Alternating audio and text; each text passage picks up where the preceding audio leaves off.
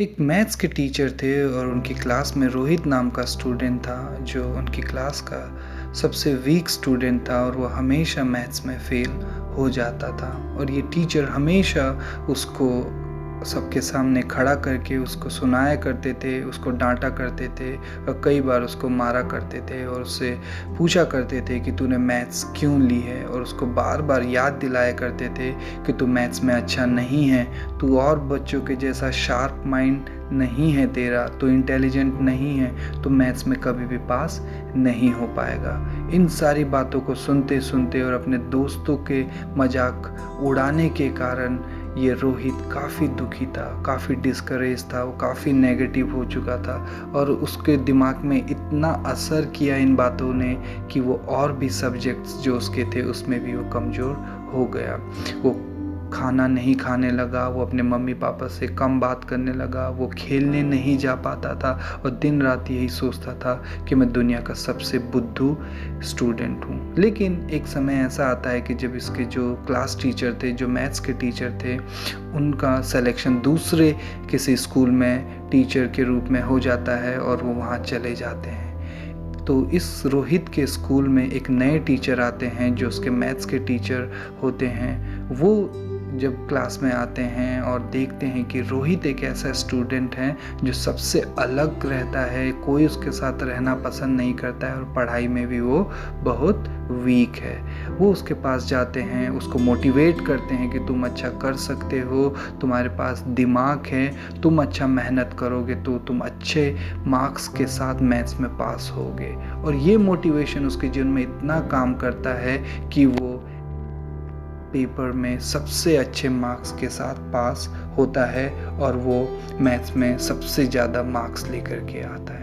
मैं इस छोटे से कहानी के माध्यम से आप लोगों को ये बताना चाह रहा हूँ मेरे दोस्तों, अपने शब्दों का इस्तेमाल जब हम करें तो इस तरीके से करें कि दूसरे के जीवन में अच्छाई उत्पन्न कर सके, दूसरे के जीवन में भलाई को उत्पन्न कर सके, ना कि उनके हारे हुए जीवन को, ना कि उनके डिस्करेज जीवन को और भी ज़्यादा हम क्या निराश करते हैं। हम लोग अपने शब्दों का सही इस्तेमाल करना सीखें, जानें। जब हम बाइबल को देखते हैं तो बाइबल में हम देखते हैं पहली पुस्तक में कि परमेश्वर ने पूरे जगत की उत्पत्ति अपने शब्दों के द्वारा ही कर दी थी। शब्दों में पावर है मेरे दोस्त। हम शब्दों के द्वारा ही किसी को रुला देते हैं, हमने अपने शब्दों के द्वारा ही हम किसी को हंसा देते हैं। इसलिए अपने शब्दों का सही इस्तेमाल करना हमें आना चाहिए।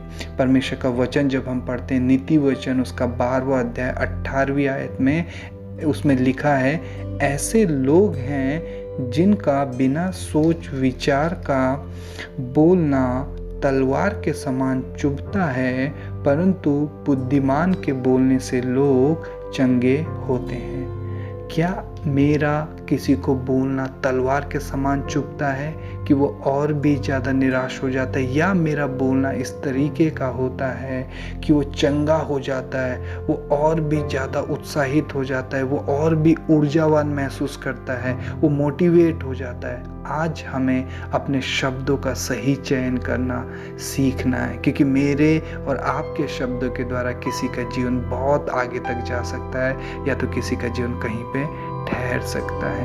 मेरे दोस्तों, आज हम प्रण लें कि जो भी हमारे आस पड़ोस में लोग हैं उनके जीवन में हम उनको मोटिवेट करेंगे, ना कि उनको डीमोटिवेट करेंगे, डिमोरलाइज नहीं करेंगे हम उनको।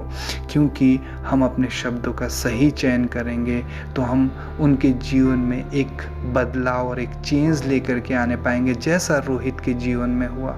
ये टीचर आकर के उसको विश्वास नहीं कराते कि वो अच्छा कर सकता है तो कभी नहीं कर पाता और हमेशा अपने आप को बुद्धू समझता। हमें ऐसे लोगों की ज़रूरत है समाज में जो एक दूसरे को क्या करे, मोटिवेट करे। डिमोटिवेट नहीं करने वाले लोग चाहिए। डिमोटिवेट करने के लिए बहुत से लोग पड़े हैं। तो क्या आप और मैं आज इस मैसेज को सुनने के बाद ये प्रण ले सकते हैं कि हम जो भी हमारे जीवन में जो भी लोग हैं उनको हम मोटिवेट करेंगे, इनकरेज करेंगे और उनको उनके जीवन में उस हारे हुए स्थान से उठा करके उनको विजय की ओर उनको हम ले जाएंगे। इस मैसेज के द्वारा आप सभी को आशीष मिले और मैं उम्मीद करता हूँ कि आप इन वचनों को अपने जीवन में फॉलो करेंगे और एक दूसरे के जीवन में चेंजेस लेकर के आएंगे। Thank you so much.